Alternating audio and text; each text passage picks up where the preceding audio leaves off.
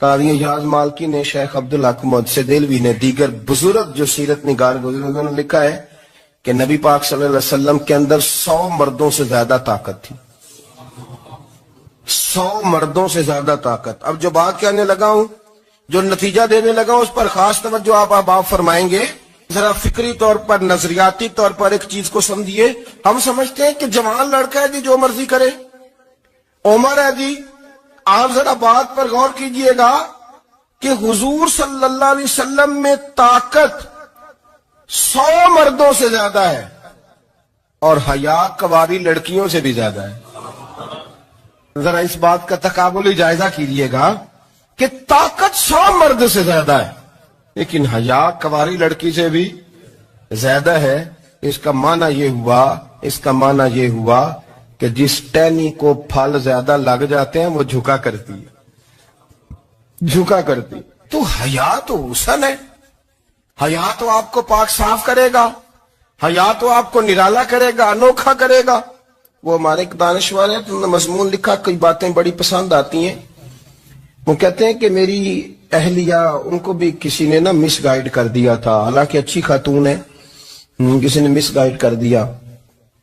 تو وہ بھی سماجی اور ویلفیئر، اور یہ خواتین کو شوق ہوتا نا بننے کا، تو وہ بھی سماج کے اندر اچھا مقام تلاش کرنے کے موڈ میں آ گئی.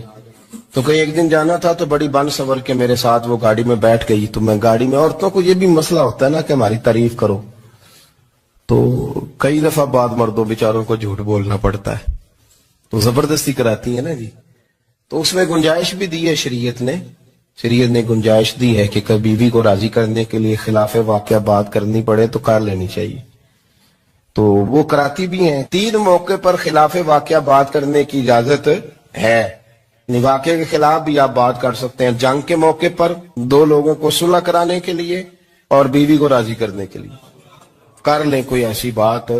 بے شک اپنی طبیعت پہ جبر کر کے کر لیں، گنجائش ہے، اجازت ہے. تو وہ کہتے ہیں جب وہ گاڑی میں میرے ساتھ بیٹھی بن سور کے، وہ تقاضا کرنے لگی کہ میں نے بڑے اچھے کپڑے پہنے ہیں پر آپ نے توجہ نہیں کرائی. وہ سیانا بندہ تھا، وہ چاہ رہا تھا کہ میری خاتون سمجھ جائیں. وہ کہتے ہیں مجھے پتا تھا کہ بیچاری مس گائیڈ ہو گئی ہے، دل کی بڑی اچھی ہے، سیانی ہے، لیکن اس کو کچھ خواتین نے، کچھ لوگوں نے مل کے اس کو ذہن غلط کر دیا ہے کہ سماج میں نکلو، باہر جاؤ، کام کرو، فلاں کرو، اپنی مرضی سے جیو. تو میرے ساتھ گاڑی میں بیٹھی کہیں جانے کے لیے، تو مجھ سے کہنے لگی کہ آپ نے میری طرف توجہ ہی نہیں کی، آپ نے کوئی ذکر ہی نہیں کیا کہ میں کیسی لگ رہی ہوں. تو وہ کہتے ہیں میں نے اسے کہا کہ اگر تو ناراض نہ ہو تو پھر میں صحیح والی تعریف کر دوں. تو اس نے کہا کہ آپ کر دیں. تو کہتے ہیں میں نے درد سے اور خلوص سے اپنی بیوی سے کہا، خلوص کے ساتھ. میں نے کہا میں تو روز گھر ہوتا ہوں، روز شام کو گھر ہوتا ہوں.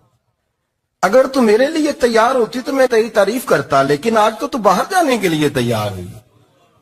تو پھر ان سے تعریف کی امید رکھ جن کے لیے تو نے تیاری کی ہے. میرے لیے تیاری کرتی تو میں تو ہر شام تیرے پاس ہوتا ہوں. کہتے ہو میرے لفظوں میں درد تھا تو وہ بھی رو پڑی اور کہنے لگی آپ گاڑی روک دیں، مجھے باہر جا کے کسی کو راضی نہیں کرنا، میں نے اسے راضی کرنا ہے جس کو رب کریم نے میرا شوہر بنایا ہے اور میرے لیے منتخب کیا ہے میرے ماں باپ کو. میں واپس لوٹتی ہوں. یہ ایک پہلو ہے سلگتا ہوا، اس کو سمجھا جائے. رسول کریم صلی اللہ علیہ وسلم عرب کی کواری لڑکیوں سے زیادہ حیا والے تھے. کواری لڑکیوں سے زیادہ حضور حیا فرمایا کرتے تھے. جب خانہ کعبہ کی مکہ شریف میں تعمیر ہو رہی تھی نا، اہل عرب اس کو تعمیر کر رہے تھے، تو نبی پاک صلی اللہ علیہ وسلم اپنے چچا حضرت عباس کے ساتھ خانہ کعبہ کی تعریف میں مصروف تھے. تو عرب کے لوگ چونکہ لمبا کرتا پہنتے تھے پیروں تک، تو نیچے اگر کسی وقت کوئی چیز نہیں بھی ہوتی تھی تو کسی کو وہ نظر نہیں آتی تھی، کیونکہ پردہ رہتا تھا، لمبا کرتا پہنا ہوا ہوتا تھا. تو جب بچے، سرکار کی عمر مبارک بھی ابھی تھوڑی تھی، تو اس طرح بچے جب نکلتے تو وہ کئی دفعہ اپنی تہمت اتار دیتے نیچے سے، اور کوئی مزدوری کرنے لگتے تو 3-4 طے کر کے تہمت کی کندھے پہ رکھ لیتے. جس طرح کبھی دیہاتوں میں لوگ کپڑا سر پہ رکھتے تھے کہ اوپر اگر کوئی وزنی چیز رکھیں